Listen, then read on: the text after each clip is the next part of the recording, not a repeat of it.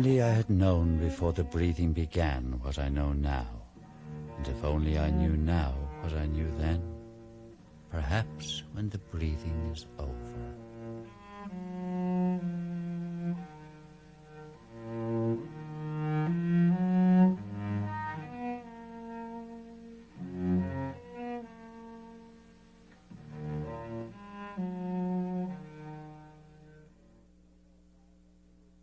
In other news today, the Nobel Prize for Literature was awarded today to Samuel Beckett, best known for the play Waiting for Godot. Charming spot. Inspiring prospect. Let's go. We can't. Why not? We're waiting for Godot. Oh! I think it's probably the greatest play of the 20th century. I haven't seen 1,000 plays, and I haven't much less read 1,000 plays. But to me, at my sort of level of intelligence, it seemed extremely sophisticated and painful and affecting. The expression that there is nothing to express, nothing with which to express, nothing from which to express, no power to express, no desire to express, together with the obligation to express. Perhaps they've carried me to the threshold of my story, before the door that opens on my story. That would surprise me. If it opens, it'll be I, or the silence. Where I am, I don't know. I'll never know.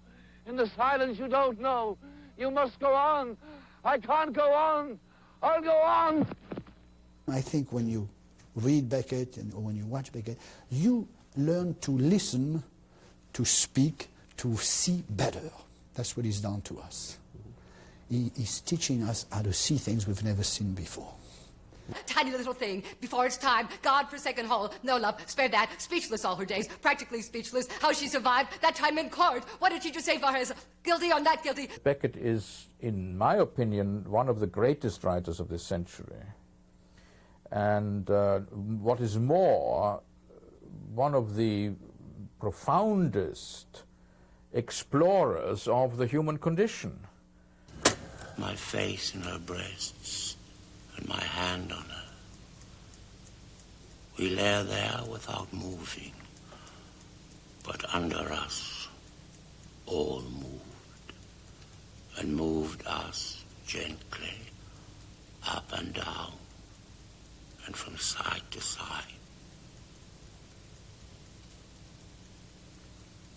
Past midnight, never knew such silence.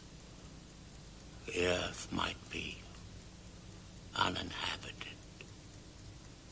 I'm constantly amazed by the man's sound, by the command of language, by the purity, by the simplicity, by the use of sound and silence, the comprehension of silence. Good, in the end, appears. Are you free? Yes. Take him away and give him the works until he confesses. What must he confess? That he said what? Is that all? And where? Is that all? Yes. Then stop. Yes. Good. Yes, and another thing that struck me, you fade them out, but suddenly, at one point, suddenly they're there. Is that deliberate? For example, in the end, Bim appears, and Bim's suddenly there. He doesn't fade up, he's suddenly there. His increased work for television is in fact an attempt to get to a kind of poetry that doesn't need words anymore.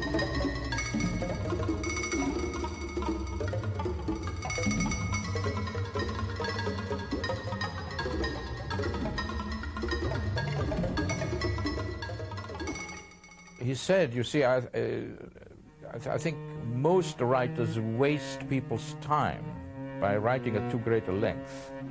And I'm trying to reduce everything to the minimum length. And he said, well, at the end of the day, my last work will be a blank piece of paper.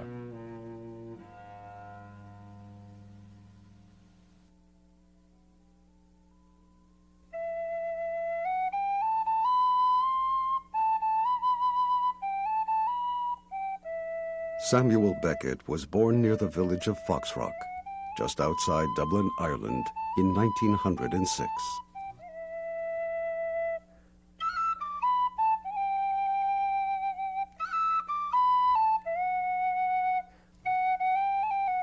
You first saw the light in the room you most likely were conceived in, the big bow window looking west to the mountain, mainly west. For being bow, it also looked a little south and a little north, necessarily. A little south to Moor Mountain, and a little north to Foothill and Plain. I've always known Sam. Our families have always known each other, and we came from the same class, the same background, you know, and the same sort of social structure in Dublin. May Beckett was a really extraordinarily interesting woman in many ways. She was a very strong woman. She ruled the house. I think the boys were rather in awe of her. She was a recluse, and she was a very moody woman, very moody, but a very highly principled woman, and very, very deeply Protestant. He had an extraordinary, I can't describe it to you, a thing about his mother. It was not an infatuation. I don't know, it was as if the umbilical cord had never been cut.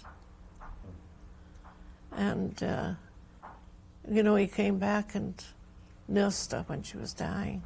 Back on the year that is gone, with what I hope is perhaps a glint of the old eye to come, there is, of course, the house on the canal where Mother lay a-dying in the late autumn after her long vacuity, and the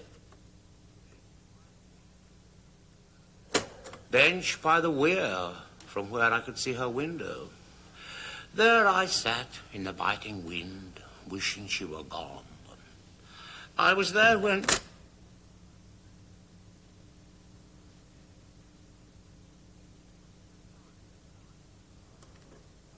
the blind went down, one of those dirty brown roller affairs, throwing a ball for a little white dog as chance would have it. I happened to look up, and there it was, all over and done with at last. I sat on for a few moments with the ball in my hand and the dog yelping and pawing at me. Moments. Her moments. My moments. The dog's moments. In the end, I held it out to him, and he took it in his mouth, gently, gently. A small, old, black, hard, solid rubber ball. I shall feel it in my hand until my dying day. I might have kept it, but I gave it to the dog. I think it was an American critic who once asked Beckett, is your work religious in any way? And Beckett said, yeah, it's like religion, he says, in that it deals with distress, human distress. And then Beckett went on to say, I was at a party in London, he said, and an English intellectual, so-called, asked me if my work was a work of total despair, and if I had had an unhappy childhood in Dublin. And I told him no, I'd had a very happy Protestant childhood in Foxrock. And then, he said, the intellectual thought me more perverse than ever. Ah, my father and mother. To think they are probably in paradise. They were so good. Let me go to hell, that's all I ask. And go on cursing them there. And they look down and hear me. That might take some of the shine off their bliss. Ha, ha, ha, ha, ha. Yeah! I think it's fair to say that Beckett is deeply influenced by his origins. he's a middle-class Dublin Protestant.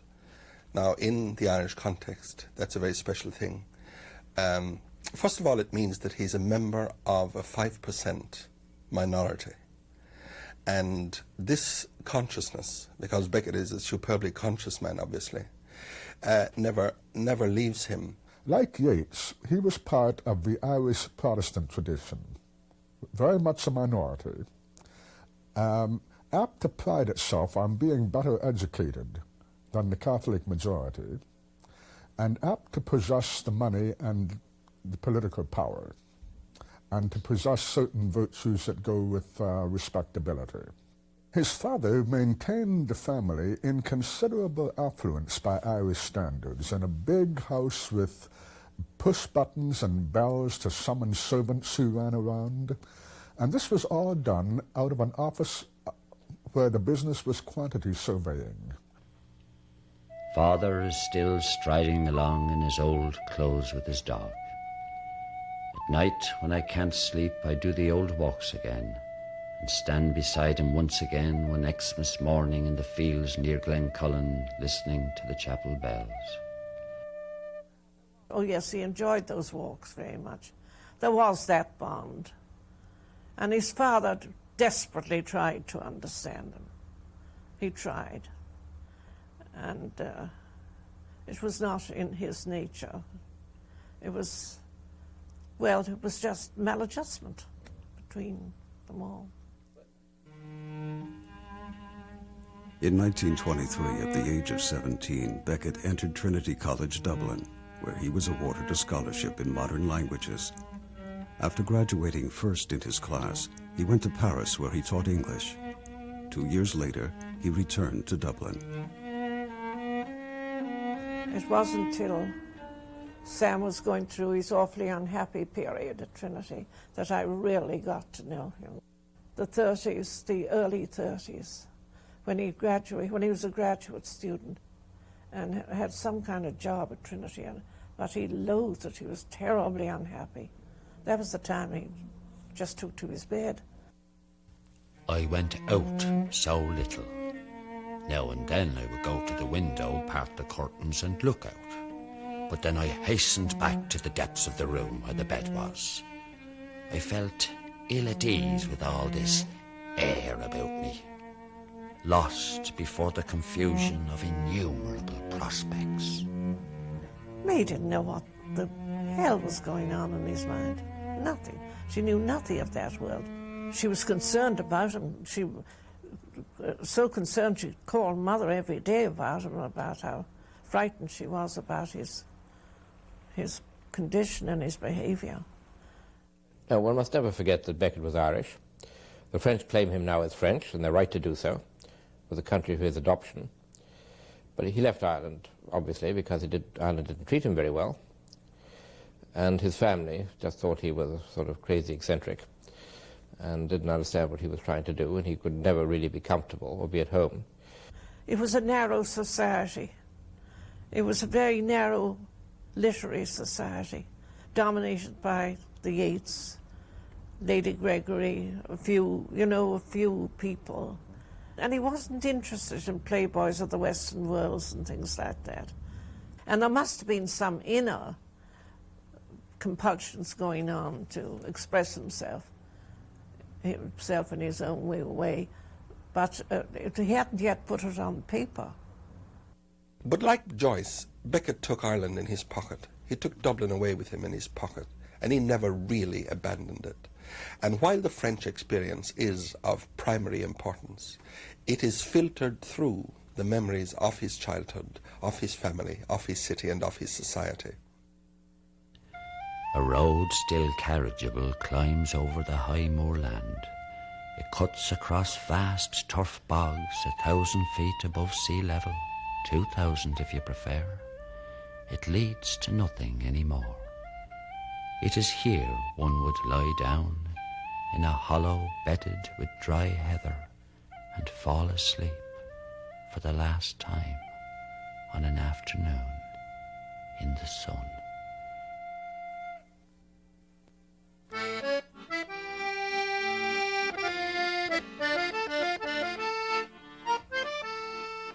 be in the streets of Paris is for me to feel how much I need Paris and the French way of life, and how utterly impossible it would be for me to live in Ireland. In Paris, Beckett began to concentrate on his writing, producing poetry, short stories, and a few essays in criticism. He found himself accepted into the literary circle that surrounded James Joyce. I think Joyce was very important to him. I never heard him speak of Joyce except with awe and veneration. He regards Joyce as a heroic figure. Partly the endless battle with blindness and ill health, and yet the continual dogged insistence on getting those big, impossible books finished. The utter independence of the man.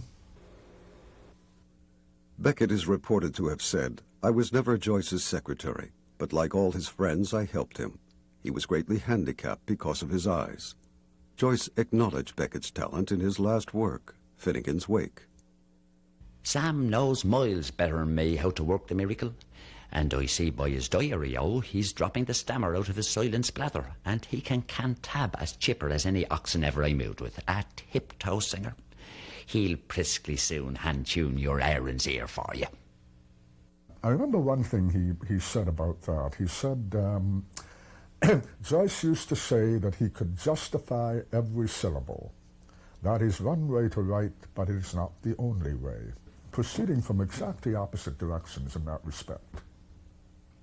Joyce, a master cartographer of huge fictional territories in which he had to know everything in order to feel comfortable with the few selected parts that he rendered.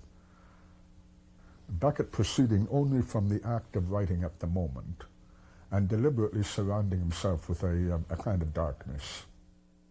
Well, Beckett was actually extremely productive in these early years, in the 1930s. He published this monograph on Proust in 1931, published his first collection of short stories called More Pricks Than Kicks in 1934. That work was immediately banned in Ireland, probably because of the suggestiveness of the title more than the content of the work itself. During these years, Beckett was often penniless, surviving on a stipend from his mother. She begged him to take up a normal career, but the young writer, although periodically despondent, persevered. I'm horribly tired and stupefied, but not yet tired and stupefied enough. To write is impossible, but not yet impossible enough. He threw himself into writing a novel, which he christened with the most common of Irish names, Murphy. The sun shone, having no alternative under nothing new. Murphy sat out of it as though he were free in a mew in West Brompton. Here, for what might have been 6 months, he had eaten, drunk, slept, and put his clothes on and off in a medium-sized cage of northwestern aspect. Murphy was completed in 1937. Beckett, in his play Krapp's Last Tape, recalls his frustration at this early publishing experience. 17 copies sold, of which 11 at trade price to free circulating libraries beyond the seas. Getting known. The famous stabbing story, well, this happened in the late 30s. I believe he was coming home from Joyce's apartment, and he passed a Paris beggar who asked him for money. Beckett made a gesture of refusal and kept on walking. The next thing he knew, he had a knife between his ribs. And the epilogue has Beckett, after his discharge from the hospital, visiting in the jail cell a man who had stabbed him and saying, "Why did you do that?" And the answer was, "Je ne sais pas, monsieur." Which is, I think, in somewhere in Beckett's mind, that's the ultimate answer to any question about human motivation. You don't really know why. Shortly before the stabbing incident, Beckett met Suzanne Deschavaux-Daménil, a talented young pianist. During his long convalescence, she took care of him, and thus began a lifelong companionship. Suzanne would later play a significant role in getting Beckett's work published and performed. Saying again, if you do not teach me, I shall not learn. saying again there is a last even of last times of begging, last times of loving, of knowing, not knowing, pretending, a last even of last times of saying, if you do not love me, I shall not be loved. If I do not love you, I shall not love. It's undoubtedly a very close marriage. It has survived, and she played a very, very brave role in the resistance. No doubt about that. In the late 1930s, despite the outbreak of war with Germany, Beckett and Suzanne chose to continue living in Paris. Beckett stated that he preferred France in war to Ireland in peace. I heard Adolf the Peacemaker on the wireless last night. I thought I heard the air escaping at slow puncture. But no matter how things go, I shall remain here on the 7th floor with my own handful of sand. All I have to lose is legs, arms, balls, etc. And I owe them no particular debt of gratitude, as far as I know.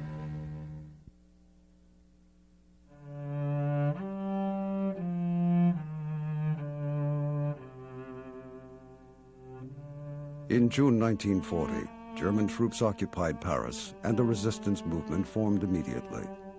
Appalled by the murder of their Jewish friends by the Nazis, Beckett and Suzanne joined the resistance, gathering and passing on information which Beckett had translated and microfilmed. In the summer of 1942, a key person in the movement was captured and tortured. Beckett and Suzanne, fearing for their lives, fled Paris, bicycling and walking to the unoccupied zone in the south of France. Here, they settled in Roussillon, where they quietly continued their anti-Nazi activities. Est-ce que vous saviez, au moment où Beckett habitait ici, qu'il était écrivain? Est-ce qu'il vous en parlait? Jamais. On n'a jamais su qu'il était écrivain. On savait qu'il était ici parce que c'était la guerre, parce que à l'époque on disait qu'il se cachait, mais on ne savait pas. C'était parce que les Allemands occupaient la moitié de la France. He had a little bit of safety that he was an Irish national and therefore was technically a neutral, but he had worked for the resistance and the Germans had files on him, but they didn't connect him, of course, with this Irishman sitting in a little mountain village in the south of France. And to earn some money, they would go and work for a local farmer in the fields. And very often they got paid in produce, particularly in wine, I think. In fact, in the early versions of Godot, there is a reference to a farmer who made good wine.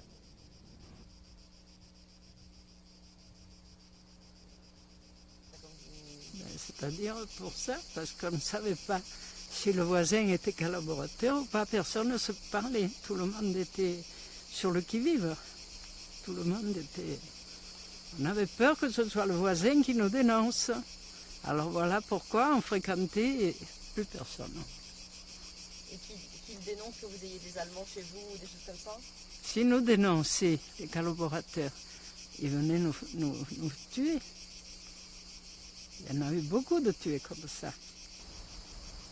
Et Beckett, c'était pareil. Pourquoi il fréquentait personne? Parce qu'il ne voulait pas qu'on sache qu'il était là.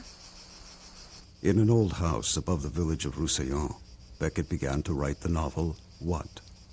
He said it was a means of staying sane, a way to keep his hand in. In it, the destination of the main character is a lunatic asylum. Then at night, rest in the quiet house. There are no roads, no streets anymore. You lie down by a window opening on refuge. The little sounds come that demand nothing, ordain nothing, explain nothing, propound nothing. And the short, necessary night is soon ended. And the sky blue again over all the secret places where nobody ever comes. I think that was when the Beckett that we know came together. He was the occupation experience was absolutely critical, and he has never stopped going back to it and drawing on it. But then waiting for Godot itself, once you realize that it's an occupation situation, It clears up enormously. Here we have two people away from home meeting someone whom they know only under a code name. He doesn't show up. The drill is you repeat this in 24 hours. Meanwhile, we have to stay here and do nothing as inconspicuously as possible. You're a very hard man to get on with. It'd be better if we parted. If you always say that, you always come crawling The best back. thing would be to kill me, like the others. What other? What other? Like billions of others. To every man his little cross until he dies and is forgotten. In the meantime, let us try and converse calmly, since we are incapable of keeping silent. You're right. We are inexhaustible. It's so we won't think. We have that excuse. It's so we won't hear. We have our reason. Oh, the dead voices. Say something! I'm trying! Say anything at all! What do we do now? Wait for Godot. Oh. Nous avions un gros dépôt d'armes, nous, ici, à Roussillon. Parce que nous, j'avais des caves, moi, là, des grandes caves dans les rochers, là. Et on avait beaucoup placé d'armes, là. Les parachutages se faisaient au-dessus d'Apte. Ça se faisait juste au-dessus d'Apte, ça faisait pas loin. Et la nuit, on faisait passer une camionnette devant qui avait rien, quoi. Et derrière, un camion ou une camionnette qui avait ce qu'il fallait dessus. J'ai eu beaucoup de contacts avec lui là, pour organiser des patrouilles le soir ou n'importe. Il n'a jamais refusé, il a toujours pris ses responsabilités. On était des bons amis, quoi. On était des bons amis, mais vous savez, s'il avait un défaut, c'était pas celui d'être bavard, Beckett.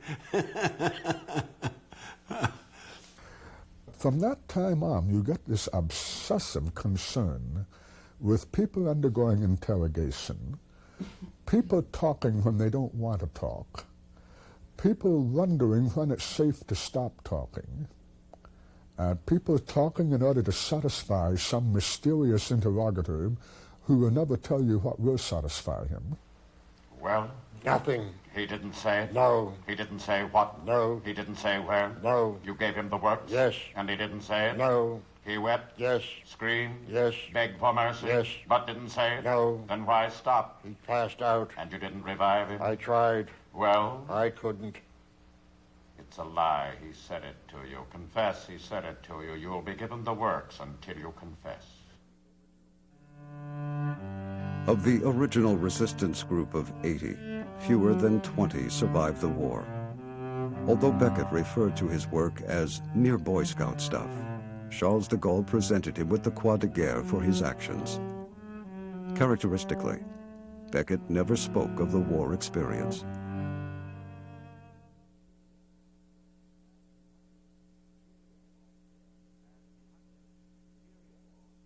And he had this period of withdrawal from the world.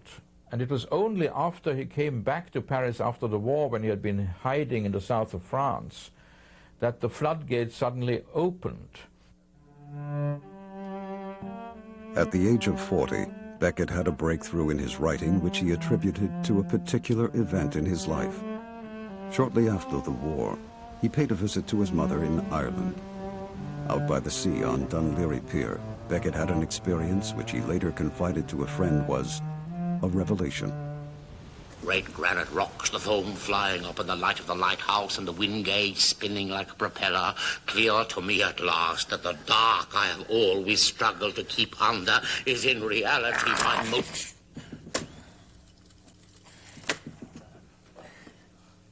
unshatterable association until my dissolution of storm and night with the light of the understanding of the fire.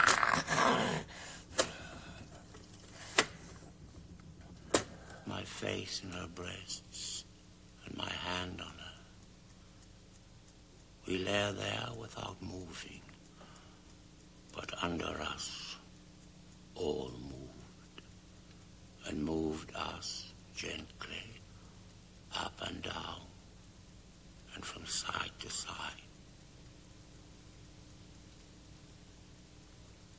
Past midnight, never knew such silence. The earth might be uninhabited. Crap is Beckett's most autobiographical play. In it, he depicts a man very like himself, based on himself, puts in his own actual experiences.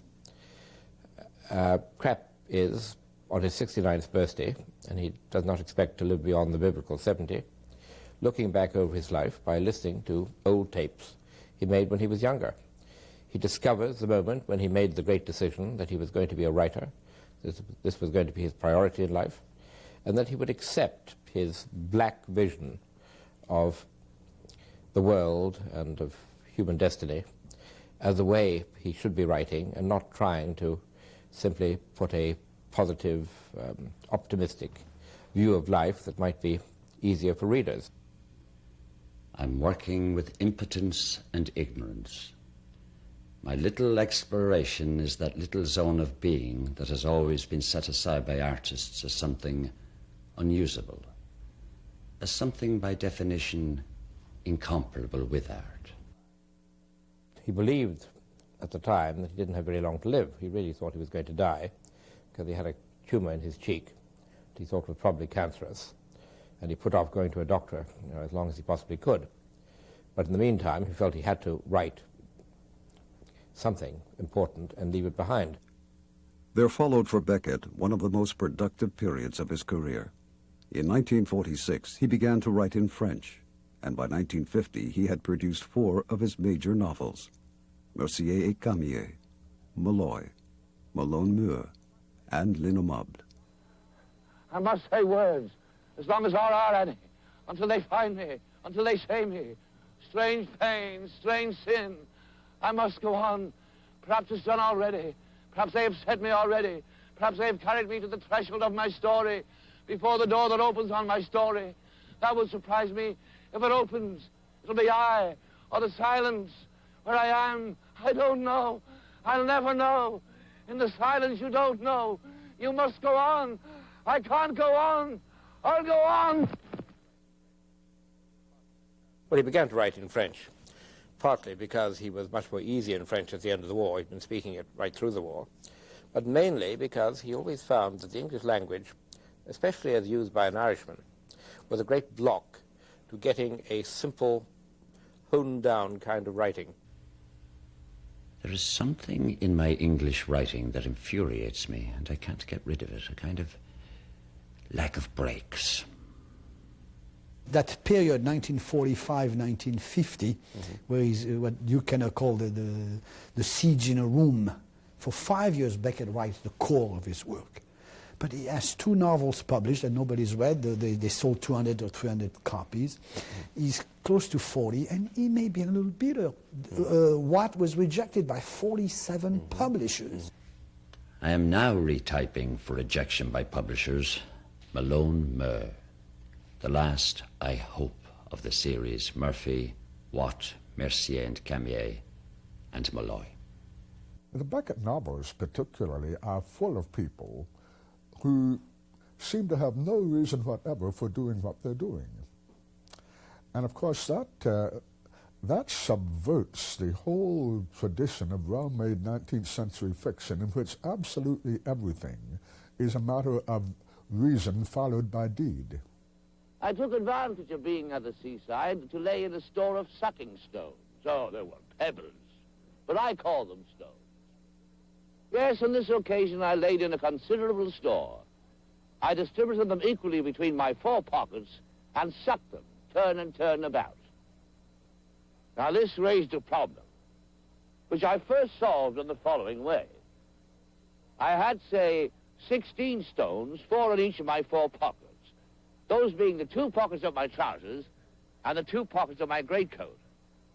Taking a stone from the right pocket of my greatcoat and putting it in my mouth, I replaced it in the right pocket of my greatcoat by a stone from the right pocket of my trousers, which I replaced by a stone from the left pocket of my trousers, which I replaced by a stone from the left pocket of my greatcoat, which I replaced by the stone that was in my mouth as soon as I had finished sucking it. Thus, there were still 4 stones in each of my 4 pockets, but not quite the same stone.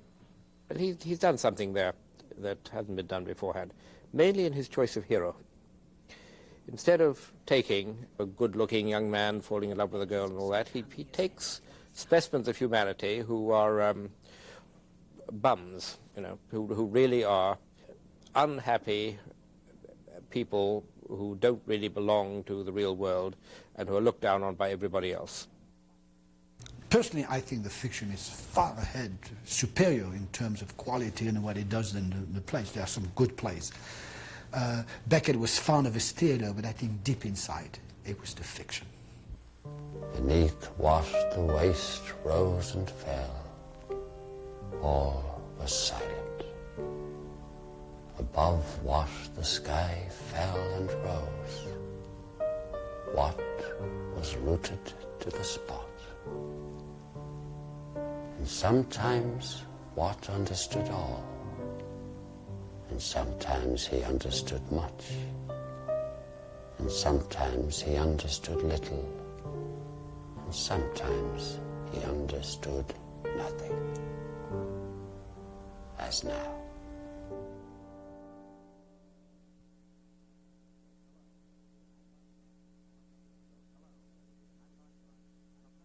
Hello, I'm Barney Rossett, publisher of Grove Press and Evergreen Books. I'm proud to be the American publisher of Samuel Beckett, whose play Waiting for Godot you're about to see. Waiting for Godot first opened in a tiny theater in Paris in the winter of 1952. Since then, it has become a classic of the modern theater. Do you think God sees me? Now, you must close your eyes. God have pity on me. And me? On me, pity, pity on me. Pity. Go. Who is it? Is it Godot? At last! Reinforcements at last! Oh. Is it Godot? We were beginning to weaken, and now we're sure to see the evening out. Oh. You hear him?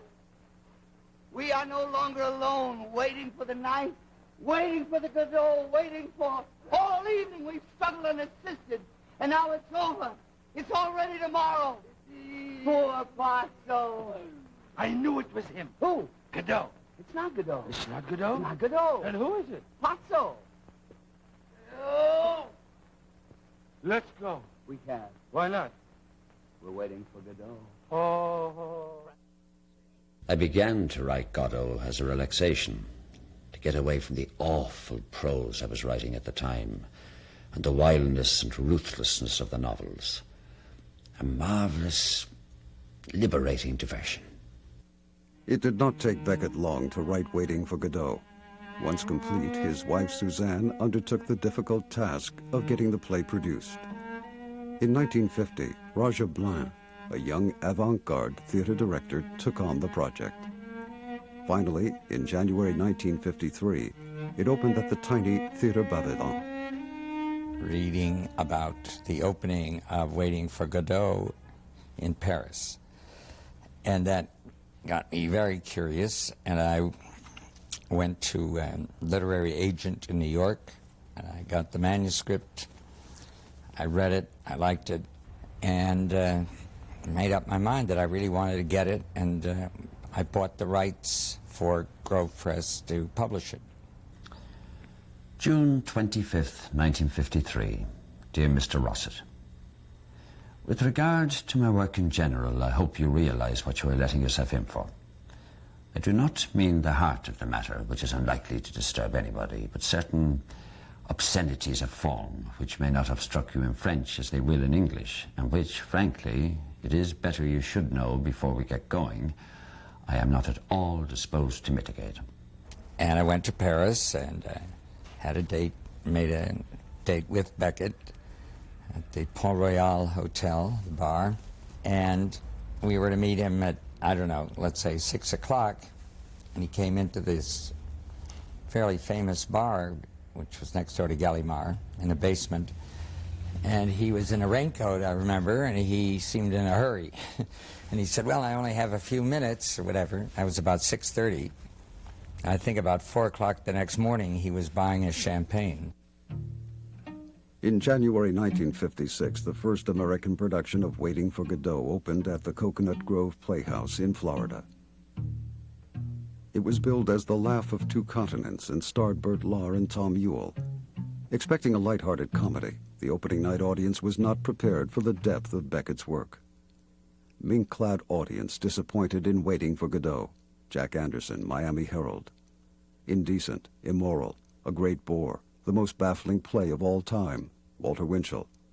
There isn't the slightest quality about this play to recommend it to my readers.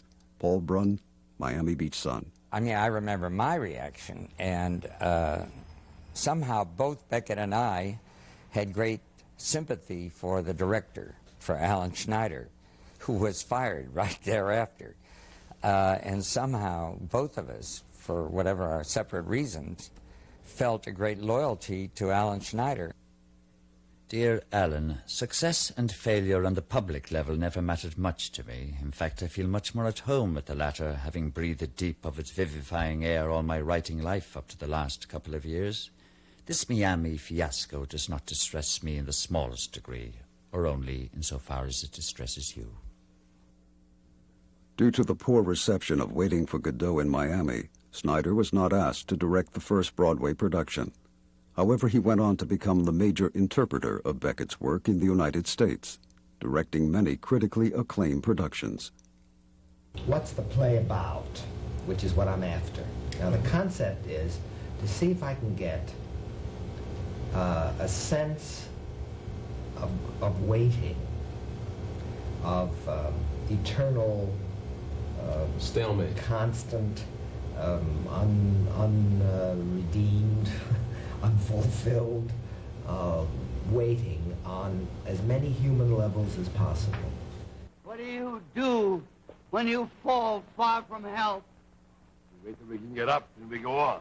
On! Before you go, will you tell him to sing?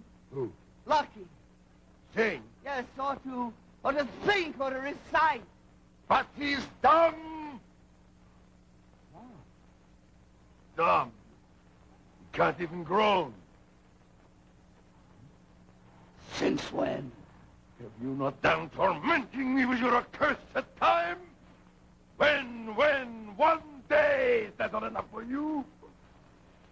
One day he went dumb, one day I went blind, one day we'll go deaf.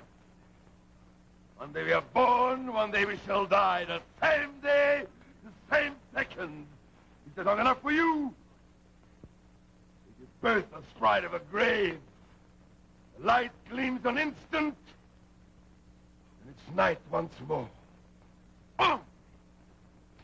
In terms of America, he has trusted me with these plays. Right. That's basically all, because he knows that I'm not going to destroy them consciously, intentionally. Right. I'm going to do his play. I'm going to serve his play. The Broadway production of Godot certainly created the interest in Beckett. I mean, it made him, overnight famous, certainly in New York, and through New York, the rest of the country. And we had practically not sold the book up to that point. It had been out for a while, a few hundred copies, and suddenly, we were selling thousands. In the mid-1950s, Beckett's work first came to the attention of the academic world in the United States. It went on to create a tremendous impact on American theater, with over 1.5 million copies of Waiting for Godot sold by Grove Press.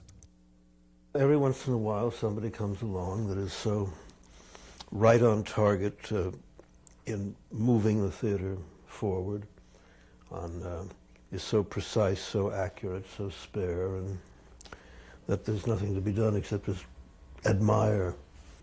God knows, back in late 1950s in this country, a whole new generation of us playwrights were suddenly hit within a 5-year period by Ionesco, by Beckett and Genet.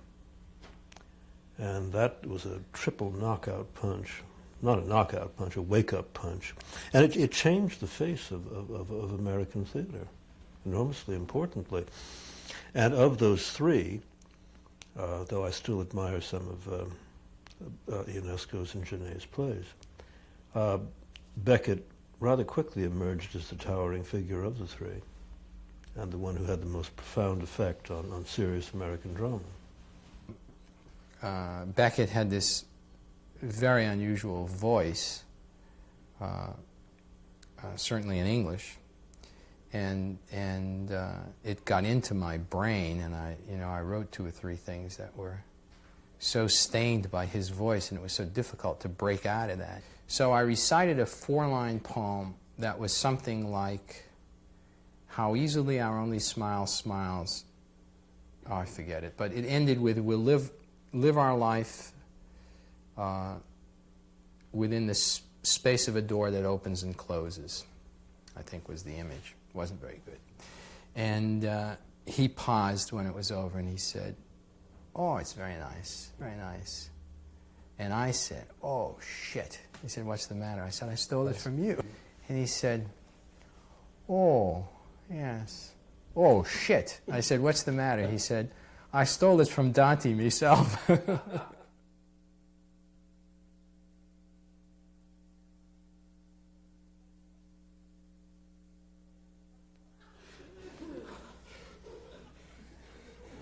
you sure that If I feel it. Oh, pardon. Oh, no, carry on. No, you. After you. I interrupted you. On the contrary. Ceremonious ape. Punctilious pig. Finish your phrase, I tell you. Finish your own. Moron. That's the idea. Let's abuse each other. Moron. Vermin. Abortion. Morpian. Sewer rat. Curate. Cretin. Critic!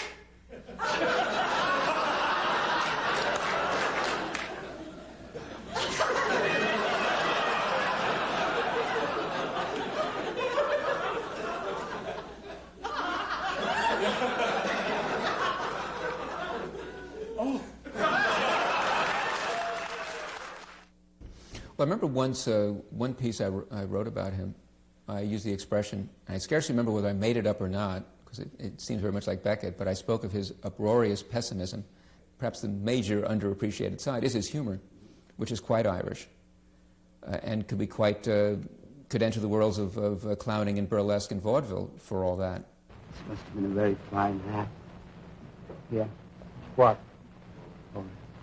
I personally regard these artists, the Marx Brothers and Chaplin and Buster Keaton and Harry Langdon and Laurel and Hardy, as probably the greatest American artists or any of any country in the world in this century. And the 2 tramps in Waiting for Godot are directly taken from that. How does it fit me? How would I know? How do I look? Hideous. When I read the play, when Mike first suggested that we might do this, and I went back and read the play, I realized, I mean, I saw it as a comedy. I mean, I thought there were great, smart, high and low laughs in the play. And they must be served almost first, because the language of the play takes care of itself. The structure of the play takes care of itself, but the comedy won't take care of itself unless it's delivered. Well, what do we do now? While waiting. While waiting. We could do our exercises. Our movements. Our elevations.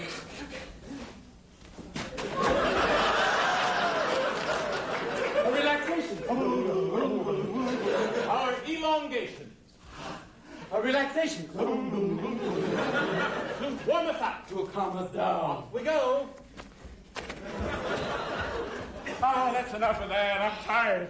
We're not informed. What about a little deep breathing? I'm tired breathing. You're right. Let's just do the tree for the balance. The tree? Your turn. You think God sees me? You must close your eyes. God, have pity on me. And me. On me. Pity on me. Of course, I see the play, having done the role of Lucky, I see the play from the Lucky point of view. It's like, the speech, I'm sure, is somewhere, the whole thing is somewhere in my memory. We'll just see how much I can remember. Given the existence, as uttered forth in the public works of Puncher and Watman, of a personal god, quack, quack, quack, with a white beard, quack, quack, quack, outside time, without extension, who from the heights of divine apathia, divine athambia, divine aphasia, loves us dearly, with some exceptions for reasons unknown, but time will tell, and suffers like the divine Miranda with those who for reasons unknown, but time will tell, are plunged in torment, plunged in fire, whose fire flames, if that continues, and who can doubt it will fire the firmament, that is to say, blast hell to heaven, so blue, still, and calm, so calm, with a calm which, even though intermittent, is better than nothing, but not so fast. And considering what is wrong, as a result of the labors left unfinished, groaned by the Academy of Anthropology. Beautiful. The Lucky speech is a monstrous collage of everything. I think it's a beautiful poem. It's a beautiful piece of language, of these articulation. It's like a tape recorder that went crazy, and that has accumulated all this garbage from our culture. But that first chunk, I have a feeling, will be with me for the rest of my life, because there's an attempt to delineate a sentence, and then it goes. It's beautifully written, like a non sequitur comic monologue, and yet it's something other at the same time. You don't have to dig very deeply to kill people with this play, because the events are the things that are shocking, not so much the playing of the events. So I always felt that the comedy, that what we could do best is serve the comedy.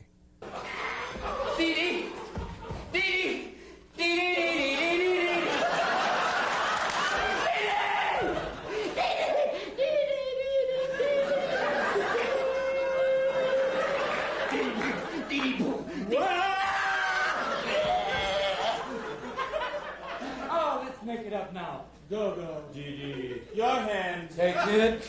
Come to my arms. Your arms? My breast. Off we go. How time flies when one has fun. He himself regards himself as primarily a humorist, a comic writer. And in fact, his plays are extremely funny. But of course, it's a special kind of funniness. I mean, as somebody says in Endgame, the funniest thing in the world is human unhappiness.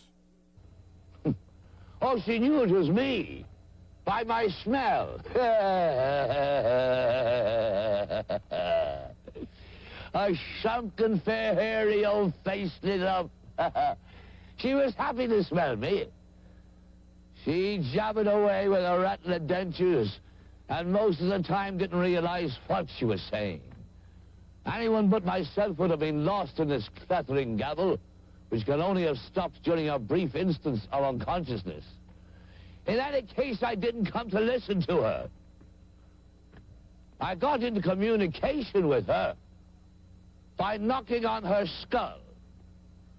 One knock meant yes, 2, no, 3, I don't know, 4, money, 5, goodbye. I was hard put to ram this code into a ruined and frantic understanding. But I did it in the end. That she should confuse yes, no, I don't know, and goodbye were all the same to me. I confused them myself. But that she should associate the 4 knocks with anything but money was something to be avoided at all costs. Laughter is very philosophical. It is what disturbs the system. It creates disorder. And Beckett puts that laughter just at the moment when things are beginning to be organized. He breaks it with that laughter. The bitter laugh laughs at that which is not good. It is the ethical laugh. The hollow laugh laughs at that which is not true. It is the intellectual laugh. But the mirthless laugh is the Dianetic laugh, down the snout. So, it is the laugh of laughs, the risus purus, the laugh laughing at the laugh, the beholding saluting at the highest joke. in a word, the laugh that laughs at that which is unhappy.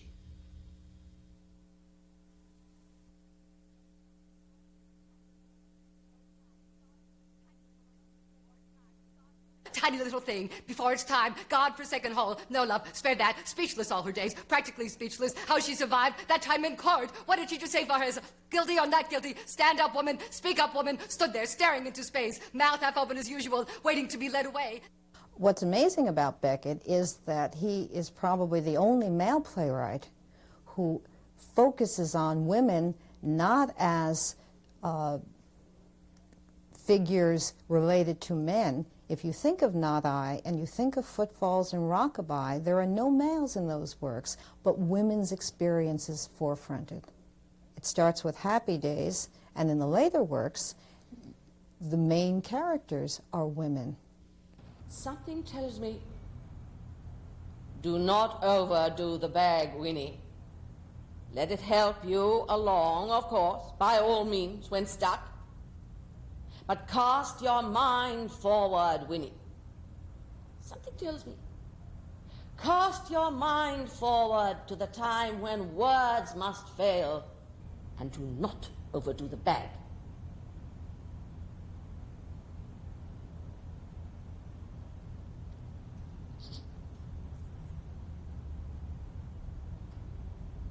Perhaps just one quick tip. You again. Madeleine Renaud said that in Beckett's case, love and lucidity are on the same level. That is why she said Beckett understands women so well, that he understands the mind of a woman from within. And he does this brilliantly of course, in several of the works, that he can surrender in a way that very few men can surrender to the intricacies, the emotional intricacies, the labyrinthine intricacies of a womanly sensibility. Probably the best icon for Beckett's women is this gushing orifice, the mouth in Not I. Imagine not suffering. Indeed, could not remember offhand when she had suffered less, unless, of course, she was meant to be suffering. Thought to be suffering, just as the odd time in her life when clearly intended to be having pleasure, she was in fact having none, not the slightest, in which case, of course, that notion of punishment for some sin or other, or for the lot, or no particular reason, for its own sake, things she understood perfectly, that notion of punishment which had first occurred to her, brought up as she had been to believe with the other waves, in a merciful God. We watched that mouth struggling to find words that make sense of her experience as an I, and yet she's constantly thrown back to the third person, she. What? Who? No! She! Realized words were coming. Imagine words were coming. A voice she did not recognize at first, so long since it had sounded, then finally had to admit could be none other than her own certain vowel sounds she had never heard elsewhere, so that people would stare, the rare occasions once or twice a year, stare at her uncomprehending. And now this stream, steady stream, she who had never... Beckett obviously uses women in traditional ways. They become the muse. They fulfill certain stereotypic images. I don't deny that. In Ajo, you have the woman who is the voice of conscience. Warm summer night, all sleeping, sitting on the edge of her bed in her lavender slip. You know the one. Ah, she knew you heavenly powers. Faint lap of sea through open window. Gets up in the end and slips out as she is. Moon, stock, down the garden and under the viaduct. Sees from the seaweed the tide is flowing. Goes on down the edge and lies down with her face in the wash. Cut a long story short, doesn't work. Gets up in the end, sopping wet, and back up to the house. Gets out the Gillette, the make you recommended for her body hair. It's my contention that Beckett is very sensitive to gender. This is going to be another happy day. Where was I? My hair, yes. Later on. Well, I shall be thankful for it later on. I have my hat on. I cannot take it off now. And that, in fact, Beckett's works are gender-specific in the same way that his media plays are related to exactly the medium for which he's writing the plays. For instance, think about Happy Days. Here you have a woman stuck up to her waist in the sand, in the earth. Second act stuck up to her neck in the earth, with her husband sitting behind her reading his newspaper. Imagine, if you will, those roles reversed. I don't think they can be reversed. So that rather than Winnie, for instance, being a stereotype, I think Beckett's really commenting on the stereotypic roles of women. And in that way, I think Beckett's a social critic. In that way, I'd go so far as to say Beckett's a feminist, because he's calling into question why we are stuck in the roles we're stuck in. Oh, this is a happy day. This will have been another happy day, after all. So far.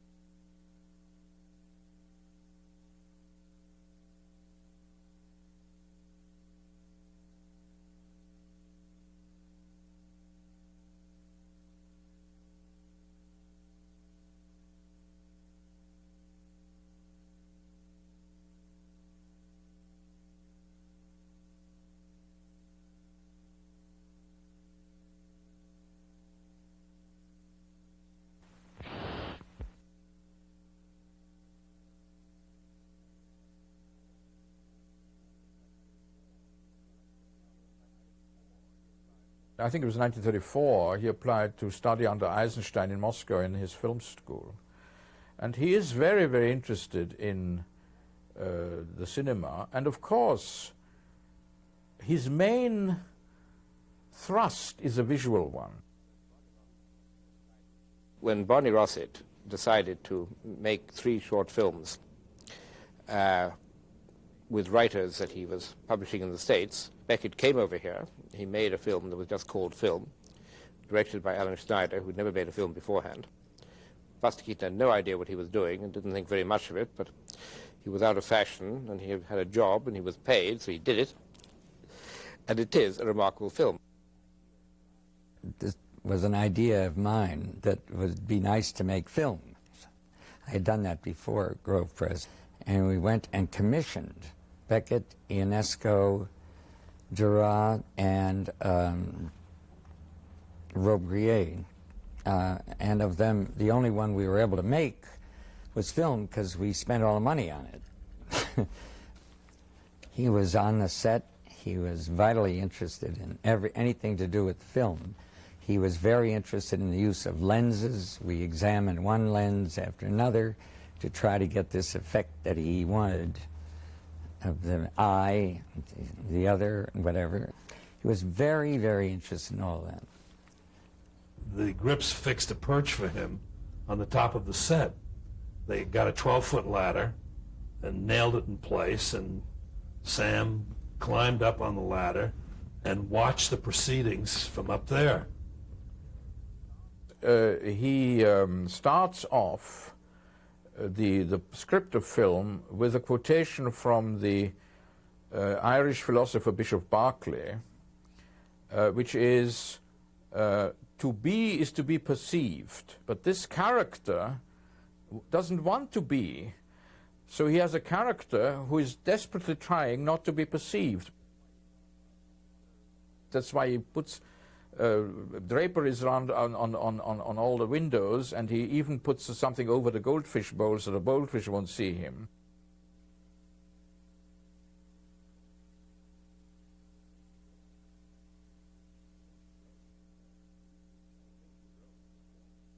The thing he wrote in film, the little bit of business which apparently made Keaton light up because he could get a hold of it, he could identify it, was you put the dog out and the cat comes in, you put the cat out and the dog comes in.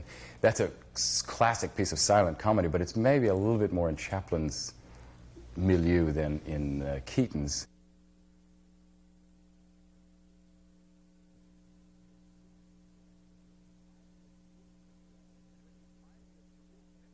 And when he finally has removed everything, he sits in the chair thinking, now I'm no longer, I won't be there anymore. But he's still there, and he looks out, and in the corner of the room is somebody looking at him, and that's himself. And so what Beckett is saying is, the experience of being is the experience of being perceived by oneself.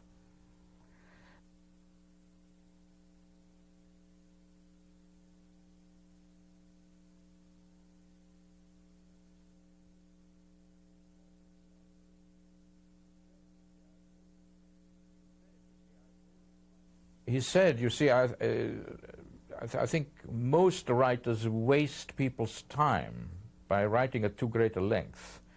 And I'm trying to reduce everything to the minimum length. And he said, well, at the end of the day, my last work will be a blank piece of paper. Much of Beckett's later dramatic work in the 70s and early 80s was written specifically for television. And I think his increased work for television is in fact an attempt to get to a kind of poetry that doesn't need words anymore. And his latest television plays, from Ghost Trio onwards to Quad and Nacht und Träume, which is another late television play, which is, neither of those two last ones has any text at all.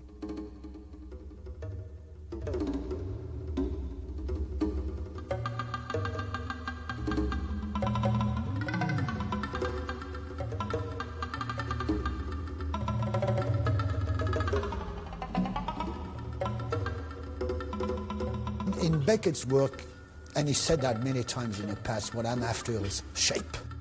Quad for me is a perfect shape. No language, pure poetry, dance, geometry, mathematics, and it is the purest piece of work that he has done, I think. During the first taping of Quad for German television in 1982, Beckett noticed a technician playing the footage back in black and white. He liked it so much that he wrote a ghostly monochromatic sequel called Quad 2.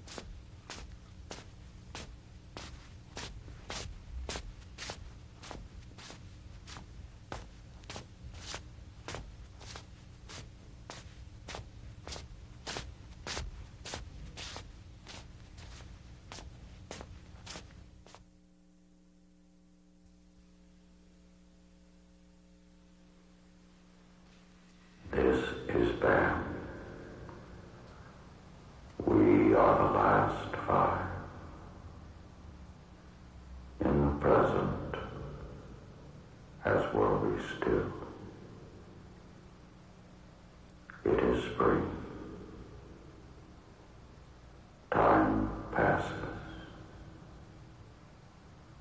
Line switch on.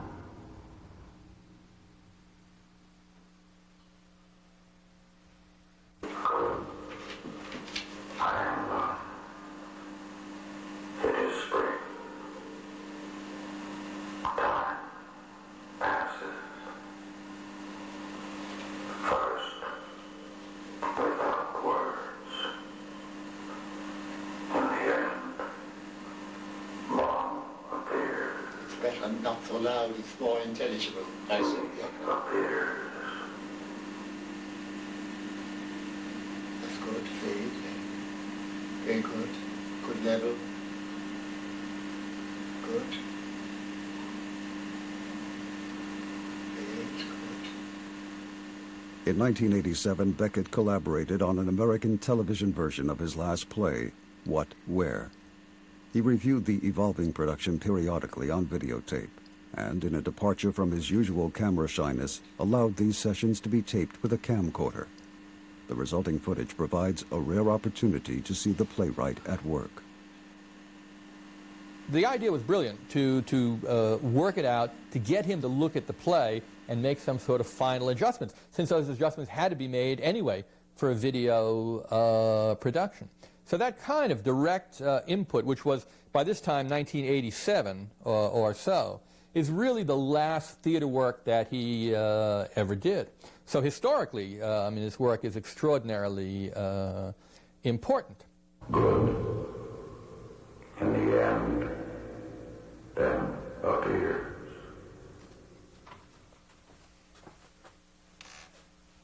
Are you free? Yes. Take him away and give him the works until he confesses. What must he confess? That he said what? Is that all? And where? And another thing that struck me, you fade them out, and suddenly, at one point, suddenly they're there.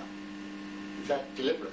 For example, in the end, Bim appears, and Bim's suddenly there. He doesn't fade up, he's suddenly there. Suddenly there. And should he fade up? Well, it should be all fades, and I don't know why. Sometimes it's fades, and sometimes not. Mm-hmm. Can we look at that portion, and you can show me what you mean? Time passes. In the end, Bim appears. Reappears.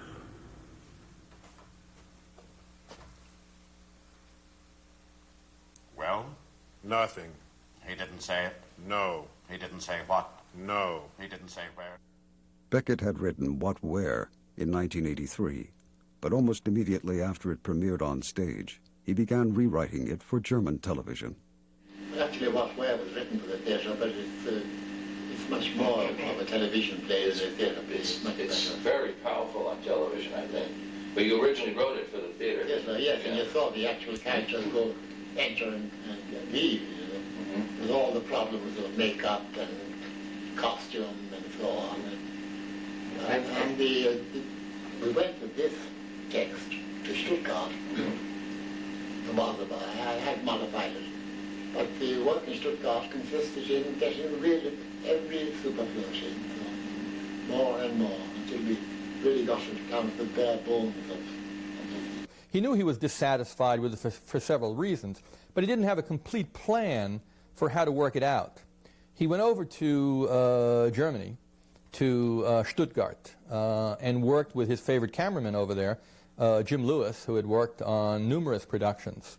And they worked out together how to turn this stage play into a video production.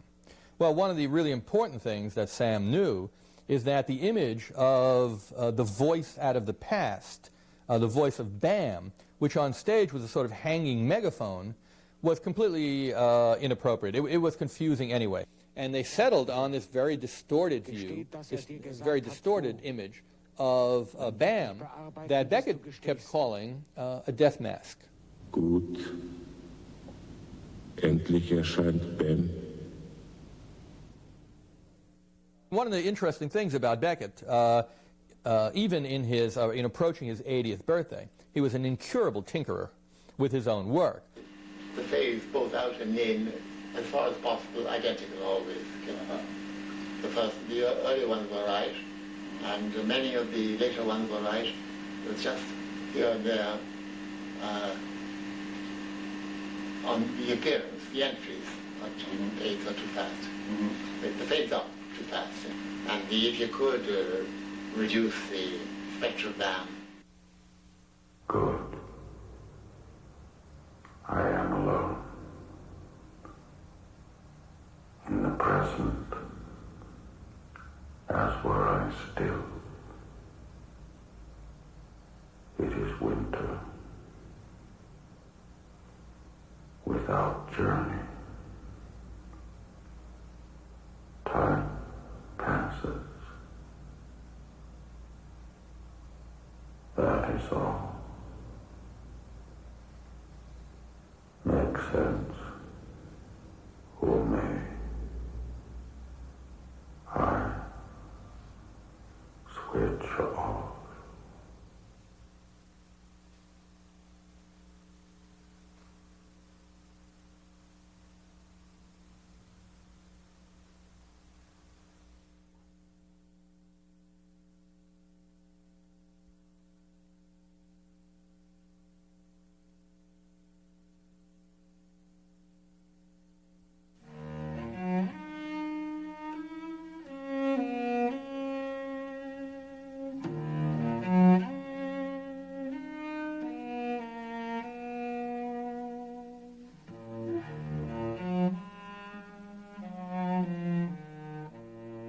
He was in that place, but when I arrived at the place, it was a typical Parisian old age home. It was people who, really of another time. They were in a front, I walked through the door and there were 25 very old people watching television, watching, you know, a kind of a grotesque variety show with the volume up absolute full because they couldn't hear anything. They didn't know who he was when I asked where he was. They didn't know who he was. And there was a Venetian, a kind of ratty old Venetian blind, half cracked, and there he was at a bridge table, struggling with some work. And I can remember at one point thinking, if you pick him up and run out the door with him, it's going to be a hell of a mess. But there was definitely an impulse to just grab him and run with him out of that place. Seen always from behind whithersoever he went, same hat and coat as of old when he walked the roads, the back roads, now as one in a strange place seeking the way out, in the dark, in a strange place blindly in the dark of night or day seeking the way out, our way out, to the roads, the back roads. Beckett had finished. He could maybe have written another little thing, but he finished his work. The work is there. Death didn't put an end to it. You see, that's the difference, where some people are going to think, this is the final test because death stopped him. No, the work was finished. And so in a way, I was not sad because the work was interrupted. I was sad because a great man, a friend, someone I really respected, towards whom I had a great, no longer was present. Amongst those that I published, he certainly towers above any of the others. And that's not to say there weren't others who were very good, and others very, very good who were influenced by him and went on to do their own very original work, like Harold Pinter and David Mamet. But to me, I mean, he towered above the others, and it's, you know, it's sort of self-serving to say what I think about him in the general climate or atmosphere or history of modern literature. But I think that he is one of the very few original voices of the century. What did he mean to you personally? Well, I identified with him.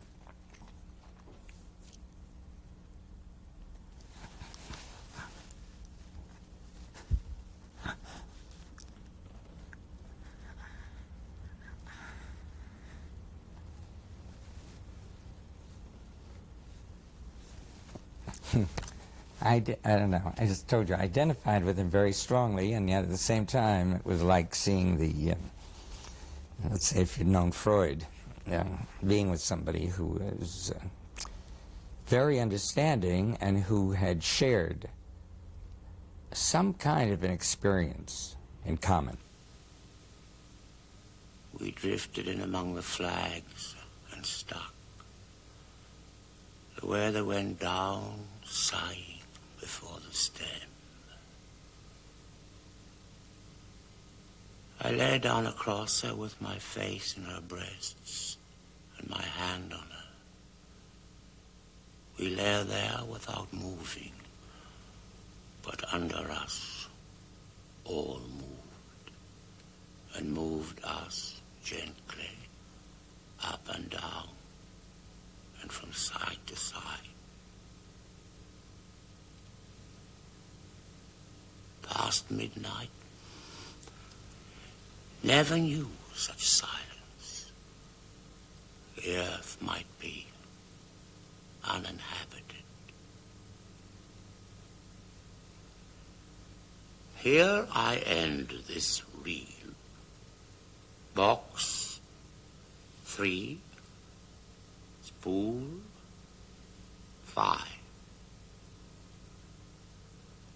Perhaps my best years are gone, when there was a chance of happiness. But I wouldn't want them back. Not with the fire in me now. No, I wouldn't want them back.